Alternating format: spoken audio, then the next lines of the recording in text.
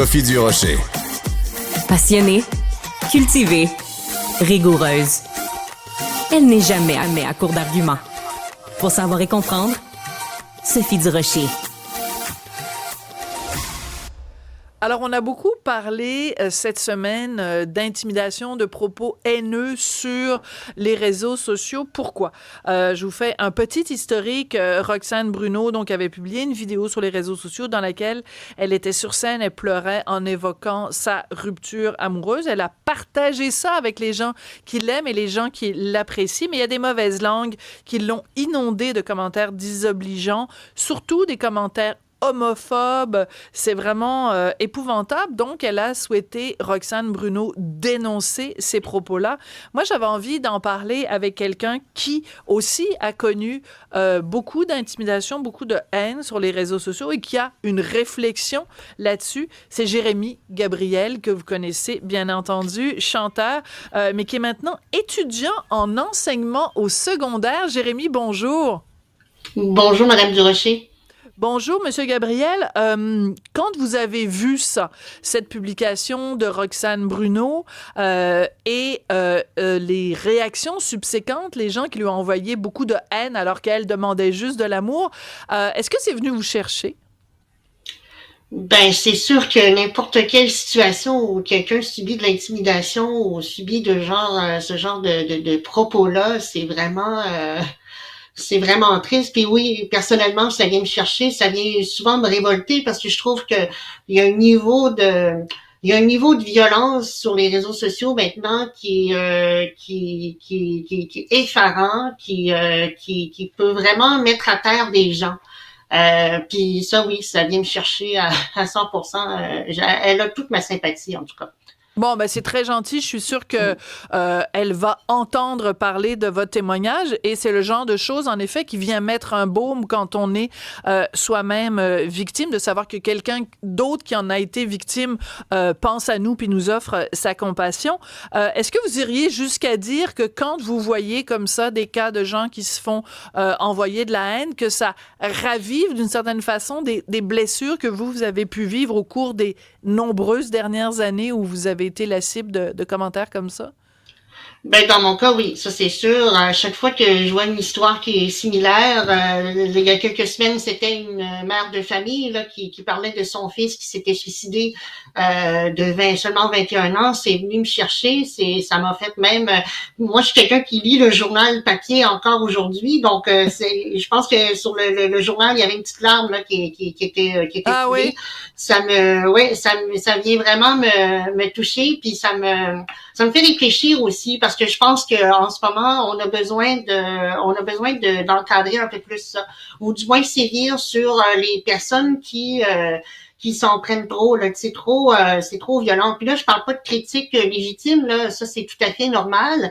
Je parle vraiment des propos qui sont gratuits, de la violence gratuite, de l'humiliation gratuite là. Quand on arrive à dire à la personne je veux que tu te suicides, je veux que tu meurs, j'aimerais que tu te fasses frapper par un autobus. C'est des choses que moi j'ai vécues. Puis on sait pas comment réagir à ça parce que là c'est tout le temps là, c'est sur les réseaux sociaux, c'est sur TikTok, on se fait taguer sur des publications, c'est dans notre messagerie personnelle, c'est nos amis aussi, nos proches qui sont identifiés sur les réseaux sociaux qui subissent aussi par ricochet. Ça prend une ampleur vraiment très très on peut même pas la quantifier, on peut même pas la saisir. Moi, je suis quelqu'un de très cérébral, j'essaie de voir c'est quoi l'ampleur d'un problème. Puis j'ai jamais été capable dans mon cas de le faire. Puis ça a une lourdeur psychologique. Puis je n'ose pas imaginer pour Roxane Bruno, mais aussi pour sa famille, ses proches. C'est aussi pire là de voir quelqu'un qu'on aime subir de la méchanceté gratuite. Puis souvent on la mérite pas, on mérite les critiques, on mérite certainement de se faire dire j'aime pas ce que tu fais, j'aime pas ce que tu dis, je suis pas d'accord avec ce que tu dis. Ça c'est tout à fait normal, mais je pense qu'en général les réseaux sociaux sont devenus une jungle. Puis il faut faire quelque chose là-dessus. Dans sa réaction, Roxane Bruno, elle a décidé de faire des captures d'écran où on peut voir qui sont les gens qui lui adressent ces messages-là, et elle a mis en exergue, en fait, pour présenter tous ces témoignages-là, elle a dit, il y a donc ben du monde malheureux, ou quelque chose comme ça. Deux questions pour vous, Jérémy. Est-ce que vous pensez qu'elle fait bien de montrer le visage de ces gens-là, de nommer leur nom, première question. Et deuxièmement, est-ce qu'elle a raison de dire qu'en effet, ce qui explique cette attitude-là, c'est qu'il y a beaucoup de gens malheureux. Voilà, elle a dit précisément, il y a plus de gens malheureux qu'on pense. Merci à mon équipe qui m'a envoyé la photo, là. Est-ce qu'elle a raison de dire ça? Il y a plus de gens malheureux qu'on pense. Ben, je vais commencer par la deuxième question. Moi, j'abonde pas nécessairement dans ce sens-là, dans le sens que je veux, je ferai pas je ferai pas d'analyse de qu'est-ce qui pousse quelqu'un à écrire des choses comme ça sur Internet. Ce serait clairement pas mon cas. Moi, dans mon cas, je suis toujours en train de me demander si ce que j'ai à dire est pertinent, s'il est pas pertinent, est-ce que c'est gentil, et etc., etc. Je pense juste que c'est pas un processus par lequel la plupart des gens passent mentalement quand ils sont sur les réseaux sociaux. Je pense qu'il y en a beaucoup que peut-être que ça peut être ça, peut-être dans d'autres cas les gens ne l'aiment pas, puis ils veulent vraiment le faire savoir, puis ils veulent le faire savoir d'une manière très très très violente. Moi je suis pas sûre que c'est nécessairement ça. Je m'adonne pas à une analyse sociologique de ces commentaires-là. Par contre, pour ce qui est d'identifier, ou du moins de montrer l'identité des gens qui lui écrivent ces messages-là, moi, je l'ai déjà fait. Oui. Je l'ai déjà fait il y a quelques années. Puis je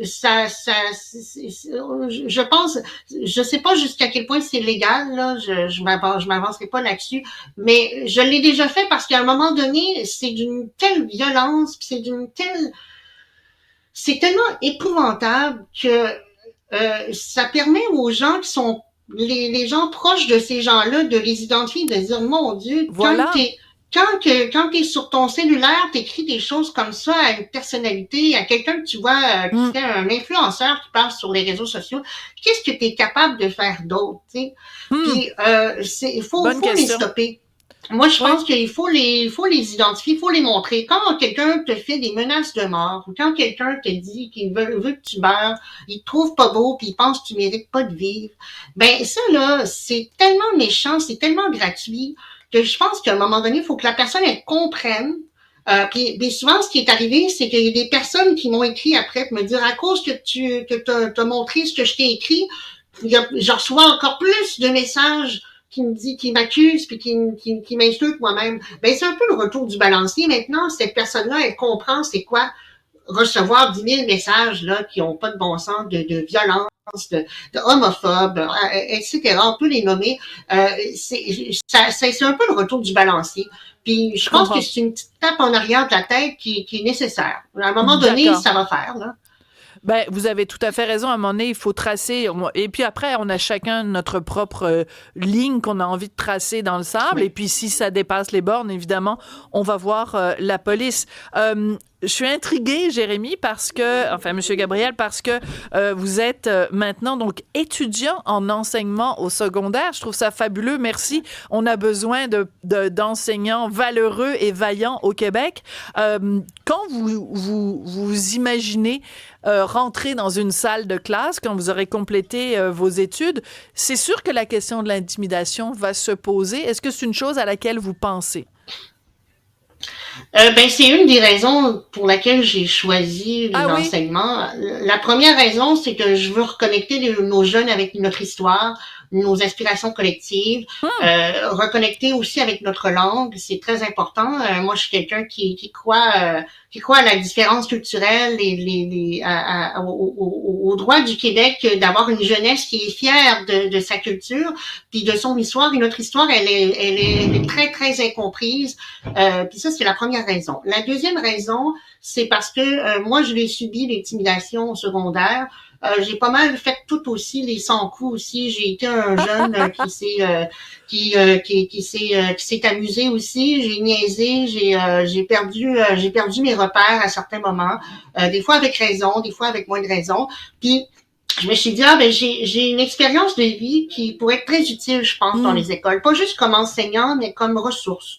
D'abord, pour aider les jeunes à accepter leurs différences, parce que tout le monde est différent, tout le monde vient d'un milieu différent, mais aussi d'accepter aussi qu'il y a une collectivité aussi, il y a des règles à respecter, faut revenir à une forme d'humanisme, d'universalisme, je pense, dans nos écoles, puis arrêter de toujours de respecter nos différences, mais aussi de commencer à comprendre que on est tous ensemble dans le même bateau, tu sais. Ça c'est une des raisons, puis j'espère être utile dans les écoles à ces effets-là. Ouais. Ben, écoutez, faire œuvre utile, c'est ce que vous avez fait aujourd'hui. On découvre un jeune homme beaucoup plus sûr de lui que je vous ai jamais vu, solide, qui s'exprime dans un français impeccable, qui a le souci de son prochain, le souci aussi de l'histoire du Québec. Bref, un grand coup de cœur aujourd'hui de vous avoir parlé, Jérémie Gabriel. Je suis vraiment très contente qu'on vous ait donné la parole et ben, j'espère que les bons mots que vous avez pour Roxane Bruno vont aussi lui parvenir. Je pense qu'on a bien besoin d'apaisement en cette période où les gens sont d'une extrême violence. Merci beaucoup, Jérémie Gabriel. Bonne chance dans vos études.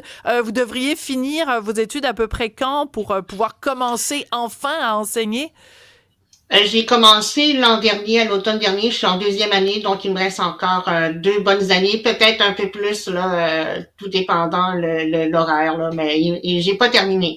Alors, peut-être en 2026, ça va être professeur Gabriel. Merci beaucoup, Jérémie Gabriel. Ça a été un plaisir de vous parler. Beaucoup. Merci.